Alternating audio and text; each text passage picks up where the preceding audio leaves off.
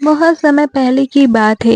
एक सुंदर जादुई जंगल था जिसे परीलोक कहा जाता था। इस जंगल में नन्ही नन्ही परियां रहती थीं। ये परियां रंग बिरंगे कपड़ों में चमकती थी और उनके नन्हे पंख जब हवा में फड़फड़ाते तो चारों ओर जादुई रोशनी फैल जाती थी।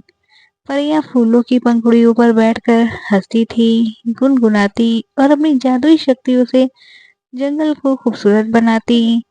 परीलोक में एक प्यारी सी परी थी जिसका नाम रूबी था। रूबी बहुत जिज्ञासु और साहसी थी। वह हमेशा नए रहस्यों की खोज में रहती थी। उसकी सबसे अच्छी दोस्त थी लिली, जो बहुत बुद्धिमान और समझदार थी। परियों की यह दुनिया बहुत शांत और आदमय थी। लेकिन एक समस्या थी। जंगल के दूसरे छोर पर एक राक्षस रहता था। इस राक्षस का नाम गरत था। वह बड़ा और भयानक दिखता था, जिसकी आंखें आग जैसी चमकती थी और उसकी गरजती आवाज से पेड़ भी कांप जाते थे। परियां उससे डरती थी और कभी भी उसके क्षेत्र में जाने की हिम्मत नहीं करती थी।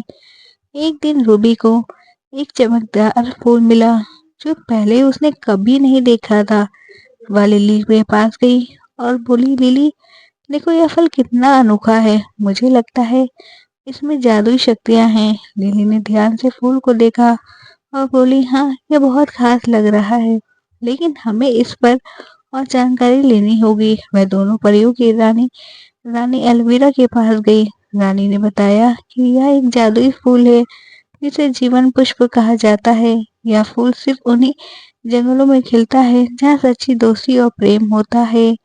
लेकिन अचानक एक तेज हवा चली और फूल उड़कर गरत के क्षेत्र में चला गया। रूबी और लिली ने तय किया कि वह उस फूल को वापस लाएंगी, लेकिन यह आसान नहीं था। जब वह राक्षस की गुफा के पास पहुंची तो उन्होंने गरत को देखा। वह सच में डरावना था, लेकिन जब उन्होंने उसे ध्यान से देखा तो पाया कि उसकी आंखों में कोई क्रोध नहीं था।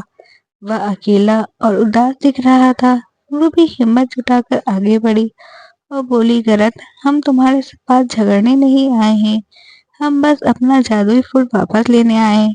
गरत ने भारी आवाज में कहा, यह फूल बहुत सुंदर है, लेकिन मैं इसे इसलिए नहीं लौटाऊंगा क्योंकि यह पहली बार है जब मेरे अंधेरे गुफा में इतनी सुंदरता आई है। लिली ने नम्रता से कहा, गरत, तुम्हें यह फूल पसंद आया है, इसका मतलब है कि तुम्हें भी सुंदरता और खुशियाँ पसंद है। क्या तुम सच में इतने भयानक हो जितना हम सोचते हैं थे? गरत थोड़ी देर चुप रहा और फिर, सच कहूँ तो मैं भी कभी किसी को नुकसान नहीं पहुंचाना चाहता था, लेकिन मेरी शक्ल डरावनी है, इसलिए सब मुझसे डरते हैं और मुझसे दूर रहते हैं। रूबी मुस्कुराई और बोली, तो इसका मतलब है कि तुम बुरे नहीं हो, हमें तुमसे दोस्ती करनी चाहिए। गरत ने आश्चर्य से उनकी ओर देखा और धीरे धीरे मुस्कुराया। यह पहली बार था जब किसी ने उसे दोस्ती करने की बात की थी। इसके बाद परियां और गरत अच्छे दोस्त बन गए। उन्होंने जंगल को और सुंदर बनाने के लिए मिलकर काम किया। गरत ने अपनी ताकत से टूटे पेड़ों को सहारा दिया और परियां अपनी जादुई शक्तियों से फूलों को और अधिक खिलने में मदद करने लगी। धीरे धीरे परेलोक के सभी निवासियों को यह समझ आ गया कि सच्ची सुंदरता दिल से होती है, ना कि चेहरे पर। अब परीलोक और भी खुशहाल और सुंदर बन गया था।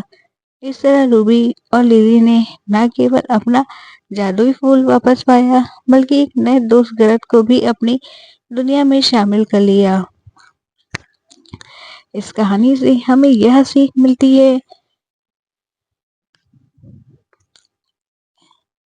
कि इस कहानी से हमें यह सीख मिलती है कि हमें किसी को सिर्फ उसके बाहरी रूप से नहीं आंकना चाहिए। हर किसी के अंदर अच्छाई होती है, बस हमें उसे समझना और स्वीकार करने की जरूरत होती है।